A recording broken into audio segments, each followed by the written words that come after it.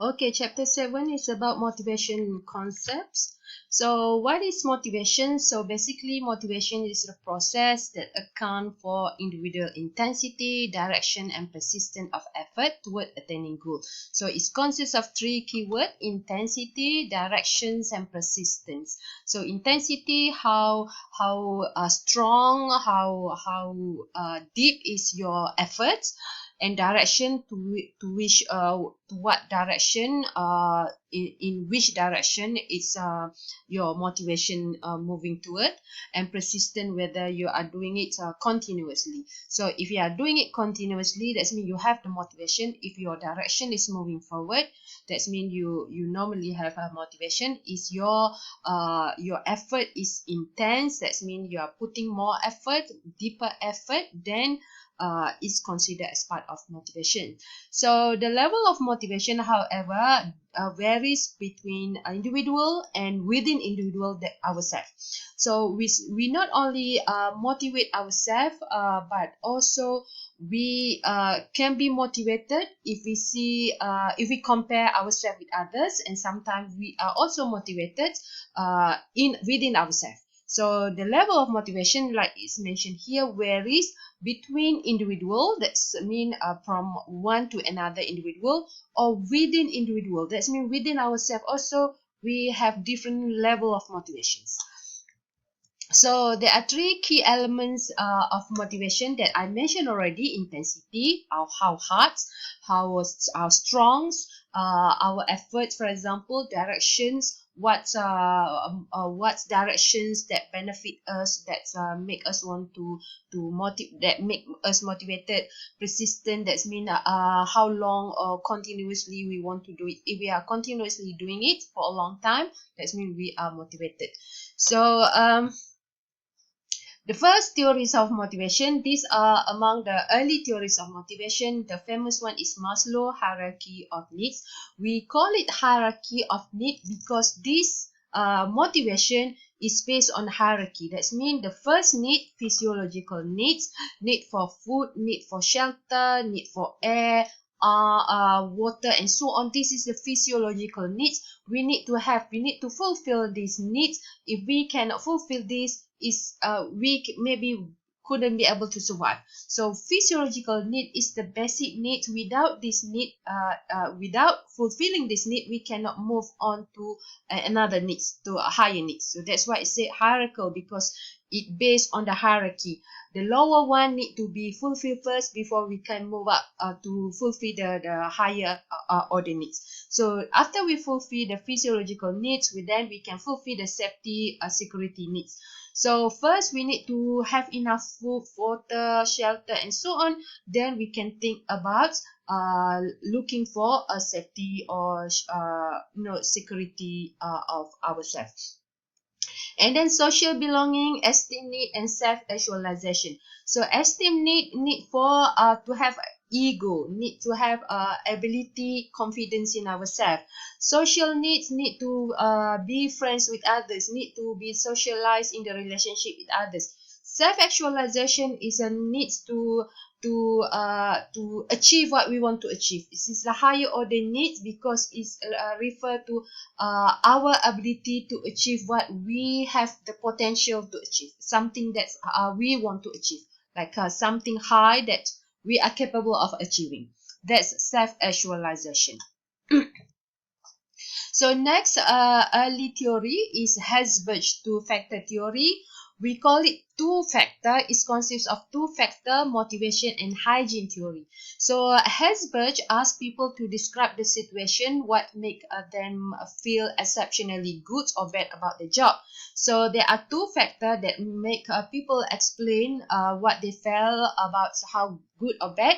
First one is satisfiers, second one is dissatisfiers. So satisfiers are very important. It's normally related to intrinsic needs. That means something that is not related to something that's like money. So intrinsic related to something that is more internal, something that is more meaningful, such as advancement, recognitions, responsibility. Something that meaningful is more related to intrinsics. dissatisfiers more related to intrinsic factors such as supervision, pay, company policies, working condition, and so on. So in the organization, normally satisfiers are very important to increase performance, to enhance the performance. These satisfiers, even though we have high pay, for example, for our job, we have good supervision, but this one, even though we have this, but still this cannot ensure that performance will be achieved, because this satisfies. We need to have this, but this will not determine that we will achieve performance. The only things that we can make sure that our performance is increased by having these intrinsic factors or belong to satisfiers. So it's mentioned here, removing this satisfying characteristic, that means removing extrinsic factor from job does not necessarily make the job satisfying. That means if the organization increase the pay, if the organization provide good policy, having a good working condition, this will not ensure that the job becomes satisfying. The only thing that can make the job become more satisfying is by having advancement in the job, giving recognition for the good performance, giving perhaps more meaningful responsibility, perhaps increase the achievements that all those things under intrinsic factors can make the jobs more satisfying. So these are the example of satisfying or satisfiers. These are the example of dissatisfiers. These satisfiers here, the intrinsic. So these are the intrinsic example of the intrinsic factor. These are the example of intrinsic factor. Next theory, the early theory of motivation is McClellan theory of motivation. So McClellan consists of three needs: need for achievement, need for power, and need for affiliations. So need for achievements normally is the need to excel in our work, needs to achieve in relation to a standard, need to strive to succeed. So maybe in our life, some people, they have more motivation to achieve success in their life. Some people, they have high need for power, especially those politicians or leader. They have higher needs for power. So need for power is need to make other behave as in the way that they want them to behave. So need for power also is need to influence others to behave like what they want them to behave. So they want to be influential, they want to control others, they want to be in charge of others. So this consider need for powers. The third need is need for affiliation. That means need to have friendships, need to have a close interpersonal relationship with others. So among us, perhaps we may have the highest need for power. Some people, they have the highest need to have a friendship with others. Some people, they don't care about having friends, about controlling others, as long as they be able to excel in their work or become successful persons. So they do not. So it depends. So that's why McClellan come with these three theories of needs. So McClellan need theory consists of need for achievement, power, and affiliation.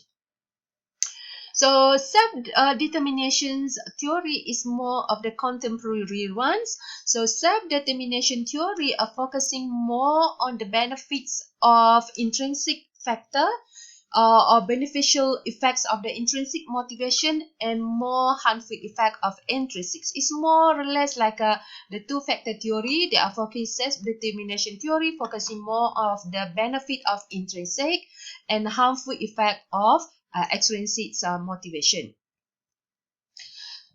So next is under self-determination theory is self-concordance. Sometimes we are more motivated to do something if our goals or if our interests or values are in line with our goals. So this related to degree to which people reason for pursuing goals because these goals are consistent with the interests and core values, their interests and core values. So it indicates that if our goal is the same as our values and interests, we are more motivated to achieve the goals. So that's why organization nowadays, they try to make the organizational goal the same as their employees goal and their employees value, so the employees are more interested, are more motivated to achieve the organizational goals, because by achieving organizational goals is also achieving their own goals. See how brilliant the organization nowadays. They try to motivate employees using that the goal of employees goal is the same as the organizational goals. So they pursue the goal because of the intrinsic reason. That means because of the interest of the employees, not the interest of the organization. So when the employees pursue the goal that have intrinsic reason, they become more satisfied with the job. They think that they fit better with the organizations. They also may perform better because the values and their interests suit with the goal of the organization as well as their own goal. So they're more likely to attain the goal because they have the same goal as the organization. They also become happier even when they couldn't attain the goal, but because they already put the effort, even though they cannot achieve the goal, but they become happier for not attaining the goal because they put effort, they try their best, but still the goal are the same, the organization goals and their goal are the same, so they become more happier when they come to work. Next is Edwin Locke goal setting theory. This related to the intention to work toward a goal. So it is important nowadays to set a good goal, because this good goal actually could become a guidance for the employees to achieve the goal. So this goal become major source of work motivation for the employees. So goal settings, goal is important for the employees, because without the goal, the employees do not have direction. They will not put effort because there's no goal. So however, important for the in order to set for the goal, it is very important. These goals must be specific. The goal should be a little bit difficult, shouldn't be too easier. If it is too easy, employees will not do any effort to achieve the goal. And also feedback need to be given, because without the feedback, employees do not know whether the effort is actually good or bad, or could achieve the performance or not. So it is important to have a goal in achieving the performance of the organization. Another things that relate to setting a goal is by setting a goal together with the employees, with the managers. So we call it management by objectives. So management by objective is whereby employees and the supervisors set the goal together. They participatively set the goal together. So the goal must be tangible, that means can be measurable, verifiable, they can verify whether they achieve or not at the end of the day, and measurable, that something can be measured whether it is high, low, or excellence. So 4 ingredients that are important to achieve this goal, management by objective. First, the goals must be specific. If it is too broad, if it is too general, it's difficult for the employees to determine what goal to achieve. And when they make a decision making, for example, what kind of performance do you want to achieve this year? Do you want to, for example, grade A, grade B, or C? So employees and supervisor participate in determining the target of the goal, what they want to achieve, what is their target or are their target. So employees will put their effort or will put their inputs whether they could achieve the target or not. So they both participate in setting the goal, employees and supervisor. So they provide explicit time period, for example, for how long to achieve the goal. For example, 6 months, 3 months, a year. And after 6 months or a year, they evaluate whether they achieve the goal or not. And then at that point, performance feedback will be given when where the employees know whether the performance is achieved or not. If performance is achieved, the manager will perhaps recognize, give reward, and so on. If they didn't achieve, they may revise the goal whether it is achievable or not. So normally, if they participate in setting the goal, normally they will put hard effort to achieve the goal. So that's why management by objective is a good program for achieving the goal that they set.